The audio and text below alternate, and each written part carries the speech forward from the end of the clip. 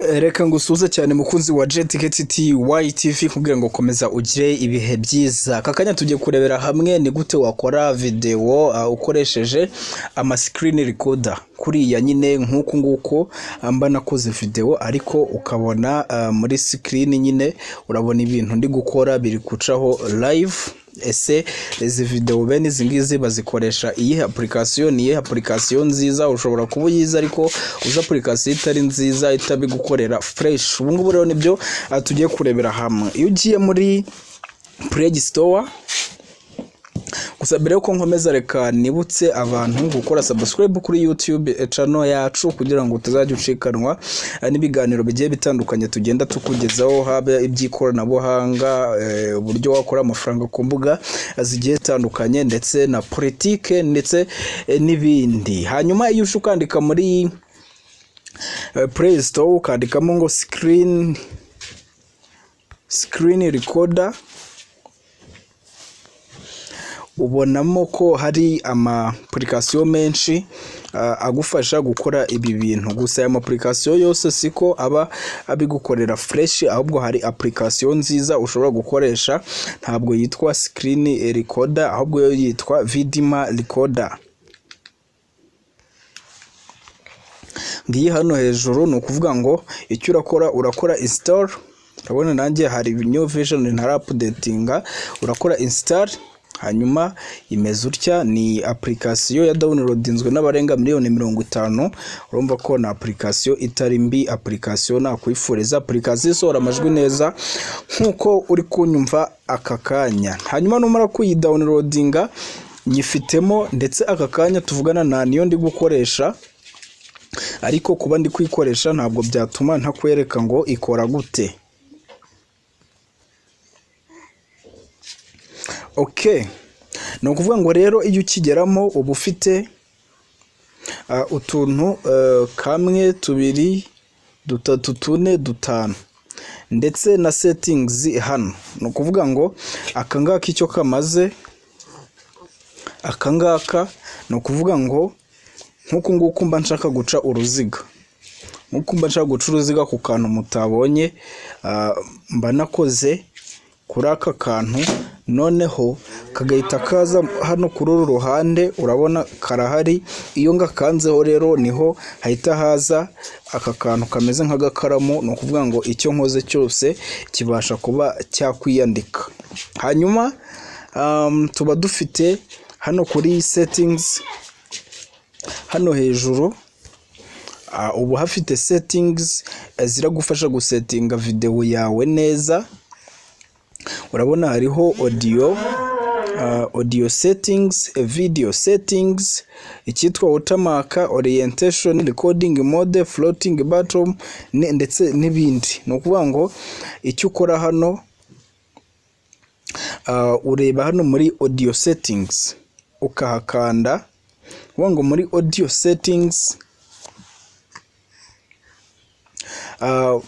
hano tuba dufite microphone, internal audio and microphone cyangwa mute. No kuvuga ngo hano kuri microphone no kuvuga ngo microphone za application ziba zifunguye ku buryo icyo mvuze cyose kibasha kwinjira muri video ndi gukora. None hano handitse ngo internal audio, kuvuga ngo hari igihe mba nshaka kurecordinga ariko hakazamo amajwi aturutse muri telefone gusa, ahubwo amajwi aturutse hanze ukaba utabasha kuba wayumva, cyangwa se ugafungura hano internal audio and microphone.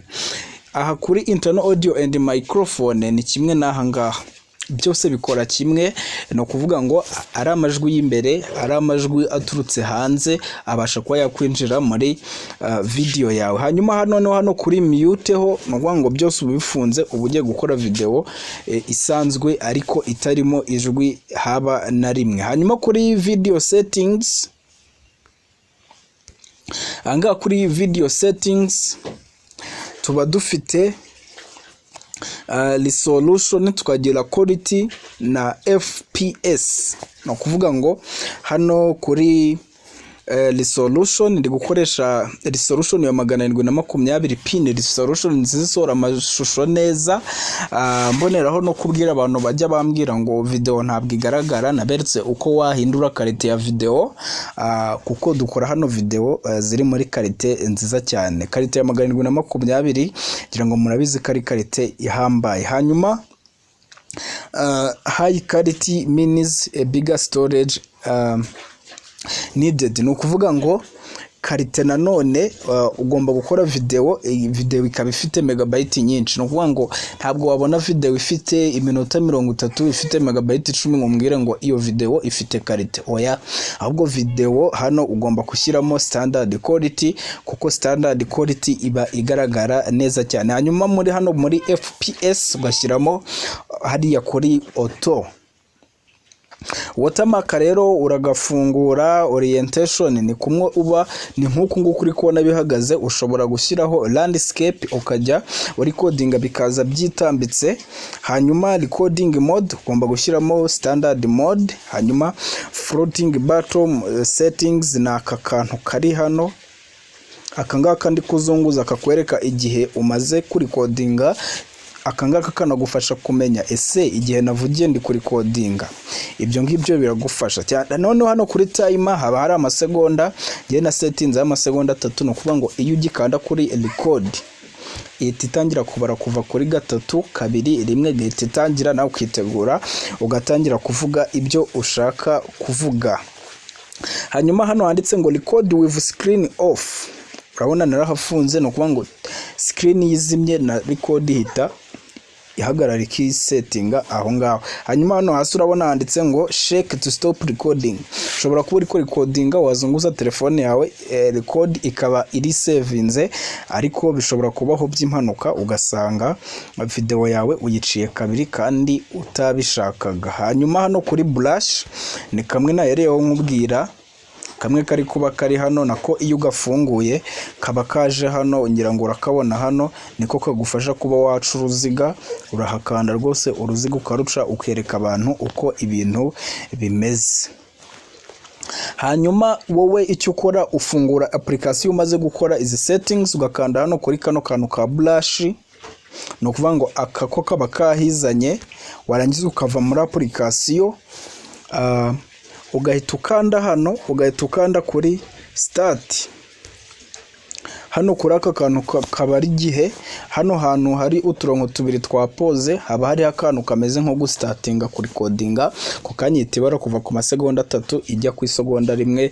Iyo ushaka guhagarika kuri recordinga rukanda kuri aka kantu kabanza, ako kanya video yawe ikaba iyageze muri telefone yawe. Niba uri mu YouTubers ngo kuko wakora video z'ama tutorials ukoresheje iyi Vidma Recorder, reka nkubwire ngo wakoze kubana nanjye. Ndi Jet, iyi ni Jet KTT YTV. Bye bye.